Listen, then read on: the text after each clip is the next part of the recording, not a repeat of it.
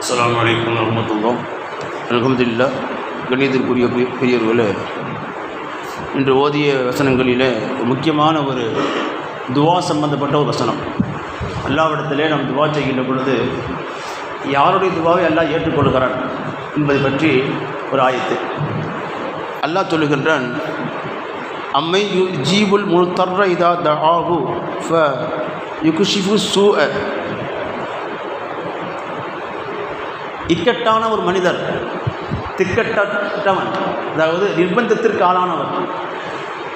முல்தர் அப்படின்னு சொன்னால் அவர் சம்மந்தப்பட்ட எல்லா விஷயங்களுமே அவர் விட்டு போயிடுச்சு. பணம் இல்லை, உறவுகள், நண்பர்கள், அவருடைய பதவி, அவருடைய அனைத்து தொடர்புகளும் கட்டாயிருச்சு. இப்போ இவருக்கு தனியாக நிற்கிறார். இவருக்கு முல்தர். இப்போ இந்த மாதிரி சூழ்நிலையில் இவருக்கு உதவுகிறவர் யார்? இப்போ இந்த மாதிரி முல்தர், நிர்பந்தத்திற்கு ஆளான ஒரு மனிதர், எல்லா விதமான தொடர்புகளையும் அற்று எல்லா விதமான சம்பந்தங்களையும் விட்டு விலகி நிர்பந்த சூழ்நிலையில் தவித்து கொண்டிருக்கிற ஒரு மனிதர் உள்ள தூய்மையான முறையிலே அல்லாஹ்வை அழைக்கிறார். அல்லாஹ்வை அழைக்கிறார். அழைக்கின்ற பொழுது அவருக்கு பதில் கொடுக்கிறவன் யார்? அல்லாஹ் கேட்கிறான். அவருக்கு பதில் கொடுக்கிறவர் யார்? இக்கட்டான ஒரு மனிதர், எந்த விதமான முகாந்திரம் இல்லாமல் ஒதுக்கின்ற வாய்ப்பற்றவன். இவர் நிர்பந்த சூழ்நிலையில் அல்லாஹ்வை அழைக்கின்ற பொழுது இவர் அழைப்புக்கு பதில் கொடுக்கிறவன் யார்? இவருக்கு ஏற்பட்டிருக்கிற தீங்கை, கெடுதியை அகற்றுகிறவன் யார் என்று அல்லாஹ் கேட்கிறான். இப்போ அல்லாஹ் தான் என்ன செய்கிறான்? பதில் கொடுக்கிறான். அல்லாஹ் தான் ஏற்படுகின்ற தீங்குகளை அகற்றுகிறான். யஜஅலுக்கும் ஹுலஃபாஅல் அர்ல். பூமியிலே இவர்களை ஹலிஃபாவாக அல்லாஹ் உங்களை ஆக்குகிறான். அல்லாஹ் பூமியிலே ஹலிஃபாவாக, பிரதிநிதிகளாக ஆக்குகிறான். அப்போ நீங்கள் துவா கேட்கும் பொழுது காசு இருந்துச்சுன்னா பணம் இருக்குது, எதை சாதிச்சிடலான்னு நினைப்போம். பதவி இருந்துச்சுன்னா பதவி இருக்குது, எதை சாதிச்சிடலான்னு பார்ப்போம். உறவுகள் இருந்தாங்கன்னா நமக்கு தான் சொந்த மந்தம் நிறையா இருக்குது, ஆட்கள் இருக்குது, அடியாட்கள் இருக்குது, நண்பர்கள் இருக்குது, எதையும் பார்த்துடலாம். எல்லாம் போயிடுச்சு வைங்க. இப்போ நம்பிக்கை எங்கே போகும்? அல்லாஹ் பக்கம் தான் போகும். முல்தர், யா அல்லாஹ் உன்னை விட்டால் வேறு கதி இல்லை. உலகத்தை எதையெல்லாம் நம்பிக்கொண்டிருந்தனோ எல்லாமே ஒரு மாயை. பணம் ஒரு மாயை, உறவுகள் ஒரு மாயை, நண்பர்கள் ஒரு மாயை, எல்லாமே காணல் நீர் போன்று எல்லாம் அப்படியே விலகிடுச்சு. உண்மையான பதில் கொடுக்கிறவன், உண்மையிலேயே துவாவை ஏற்றுக்கொள்கிறவன், உண்மையிலேயே உதவுகின்றவன் நீ மட்டும்தான் என்று ஒரு மனிதர் நினைத்து உள்ளத்தால் அவர் துவா கேட்கின்ற பொழுது அல்லாஹ் அவருக்கு ஏற்பட்டிருக்கிற தீங்கை அகற்றுகிறான். அவர் துவாவுக்கு பதிலளிக்கிறான்.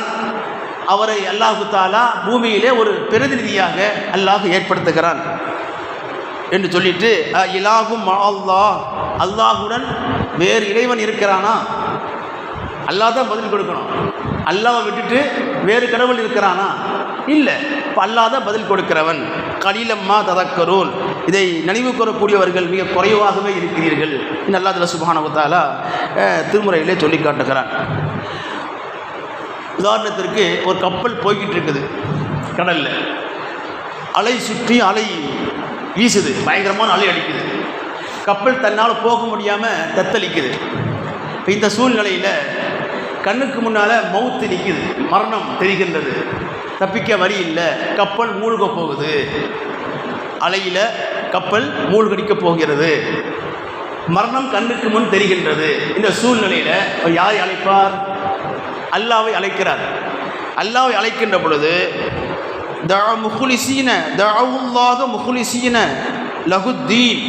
அல்லாஹ்வுக்கு மட்டுமே உறுதியான நம்பிக்கையுடன் அல்லாஹ்வை அழைக்கிறார்கள். யா அல்லாஹ் எங்களை காப்பாற்று. உங்களுடைய அறிவு இங்கே வேலை செய்யலை, உங்களுடைய கல்வி இங்கே வேலை செய்யலை, நம்ம ஆற்றல் இங்கே வேலை செய்யலை. கப்பலில் வந்தோம், ஆனால் இங்கே சரியான இடத்துல மாட்டிக்கிட்டோம். இப்போ நாங்கள் தப்பிக்கிறதுக்கு ஒன்றை விட்டால் ஒரு வழி இல்லை. யா அல்லாஹ் எங்களுக்கு துவா செய்கிறாங்க. அல்லாஹ் என்ன செய்கிறான்?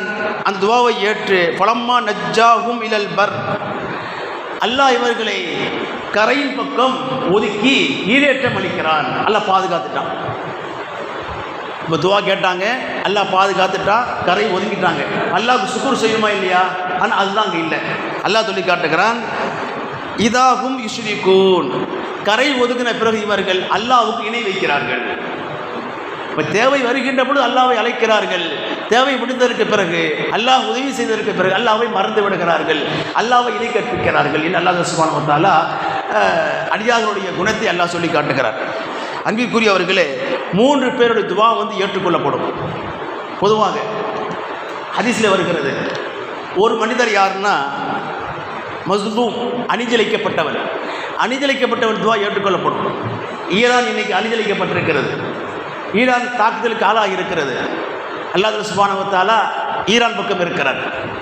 இன்னைக்கு அழிவு காலம், அழிவை நோக்கி இஸ்ரேல் போய்கொண்டிருக்கிறது, அமெரிக்காவும் போய்கொண்டிருக்கிறது.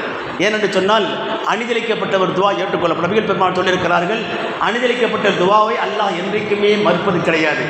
அந்த துவா காஃபிருடைய வாயிலிருந்து வந்தாலும் சரியே என்று அல்லாஹ் கூறுகிறார். நபிகள் பெருமானார் ஹதீஸ் இருக்கிறது. இப்போ காஃபிருடைய வாயிலிருந்து வந்தாலும் சரியே, அணிதளிக்கப்பட்டவன் காஃபிராக இருந்தாலும் சரியே, அல்லாஹ்வை மறுக்கிறவனாக இருந்தாலும் சரியே, அணிதளிக்கப்பட்டிருக்கிறார் என்று சொன்னால் அல்லாஹ் துவாவை ஏற்றுக்கொள்கிறான், துவாவுக்கு பதில் கொடுக்கிறான். அப்படி இருக்கின்ற பொழுது அல்லாஹ்வை ஈமான் கொண்டவர்கள் அணிதளிக்கப்படுகின்ற பொழுது அல்லாஹ் விட்டு வைப்பானான். கண்டிப்பாக அல்லாஹ்வுடைய உதவி இருக்கும். கொள்கை ரீதியாக மாற்றம் இருக்கலாம், அது அல்லாஹ்வுக்கும் அவர்களுக்கும் உள்ள பிரச்சனை, அதை மறுப்பதற்கு இல்லை. அதே நேரத்தில் அல்லாஹ்வை ரப்பாக ஏற்றிருக்கிற காரணத்தினாலே அல்லாஹ்வுடைய உதவி நிச்சயமாக அணிதளிக்கப்பட்டவர்களுக்கு அல்லாஹ் அவர் பக்கம் நிற்பான். அல்லாஹ்வுடைய உதவி நிச்சயமாக இருக்கும். இன்றைக்கி அடித்த தாக்குதல்களில் குண்டில் பள்ளிக்கூட குழந்தைகள் மேலே 160 குழந்தைகள் மௌத்து, குழந்தைகள் மேலே தாக்குதல் படுத்தப்பட்டிருக்கு. அது குழந்தைகள், பெண் குழந்தைகள் எல்லாமே. 555 பேர் ஈரானில் இன்றைக்கி 2 மருத்துவமனைகள். அதுவும் எங்கே தாக்குதல் நடத்தக்கூடாதோ அங்கே. இந்த மாதிரி ஒரு அணிதளிக்கப்பட்டிருக்கிற காரணத்தினாலே அல்லாஹ்வுடைய உதவி நிச்சயமாக ஈரான் பக்கம் இருக்கிறது என்று அல்லாஹ் சுப்ஹானஹு வ தஆலா சொல்லி காட்டுகிறான். இதே போன்றுதான் ஒவ்வொரு தனி மனிதரும் சரி, அணிதளிக்கப்படுகின்ற பொழுது அல்லாஹ்வுடைய துவாக்கள் என்ன செய்கிறான், ஏற்றுக்கொள்கிறான். அவர் காஃபிராக இருந்தாலும் சரியே. அதனால் காஃபிரு கூட துரோகம் பண்ணிடக்கூடாது, அணிதளித்திடக்கூடாது. அவர் துவா செஞ்சானா அந்த துவா கபூல் செஞ்சிருவான். 2வது யாருன்னா முசாஃபிர், பிரயாணி. ஒரு பயணத்தில் போயிட்டே இருக்கிறார், பிரயாணத்தில் அவர் துவா செஞ்சால் அல்லாஹ் கபூல் செய்கிறான். பிரயாணிகள் துவா கபூலாகும். 3வது யாருன்னு சொன்னால் தந்தை வந்து பிள்ளைகளுக்கு பத்வா செய்கிறது, அது உடனே கபூலாகும். தந்தை பிள்ளைகள் பத்வா செய்கிறது கபூலாகும். இப்போ இந்த இடத்துல பாருங்கள், அந்த முழுத்தர்னு அல்லாஹ் சொன்னால ஆயத்தில் எந்த விதமான முகாந்தரம் இல்லாமல், எந்த விதமான சப்போர்ட்டிங், எந்த விதமான ஆதரவு, எந்த விதமான உதவி ஒத்தாசை, எந்த விதமான அவருக்கு சாதகமான சூழ்நிலைகள் இல்லாமல் தனியாக நிற்கின்ற பொழுது இவர் துவா அல்லாஹ் ஏற்றுக்கொள்ளுகிறான், ஒரு அழைப்புக்கு பதில் தருகிறான் என்று அல்லாஹ் சொல்லியிருக்கிறார். இந்த 3 பேருமே அந்த மாதிரி தான். யார் 3 பேரும்? அணிதளிக்கப்பட்டவர், அணிதளிக்கப்பட்டார். இவர் யாருடைய ஆதரவும் இப்போ இல்லை, யாருடைய உதவியும் இல்லை, அல்லாஹ் உதவி செய்கிறார். பிரயாணத்தில் செல்கின்றவர் சொந்த ஊரை விட்டு, சொந்த வீட்டை விட்டு, மனைவி மக்களை விட்டு, உறவுகளை விட்டு, எல்லா விதமான நண்பர்களை விட்டு தனியாக பிரயாணம் போகிறாரு. இப்போ அங்கே கூட யார் இருக்கிறா? இவர் முழுத்தர்ரு. இப்போ இவர் துவா அல்லாஹ் கபூல் செய்கிறான், இவருக்கு அல்லாஹ் பதில் தருகிறார்.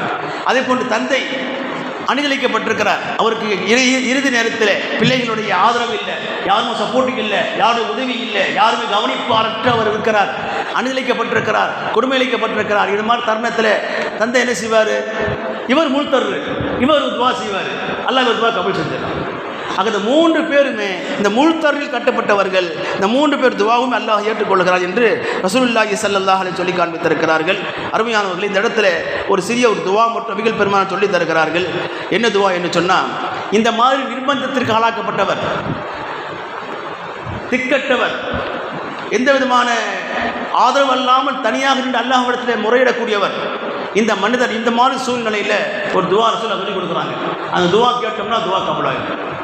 ரஹ்மத்தக்க அல்லாஹும்ம ரஹ்மத்தக்க அர்ஜு, யா அல்லாஹ் நான் உன்னுடைய ரஹ்மத்தை ஆதரவு வைக்கிறேன். அல்லாஹும்ம ரஹ்மத்தக்க அர்ஜு ஃபலா தக்கில்னி இலா நஃப்ஸி தர்ஃபத ஐன், நீ என்னை என்னிடத்திலேயே ஒப்படைத்து விடாதே, நீ என்னை என்னிடத்திலேயே விட்டு விடாதே.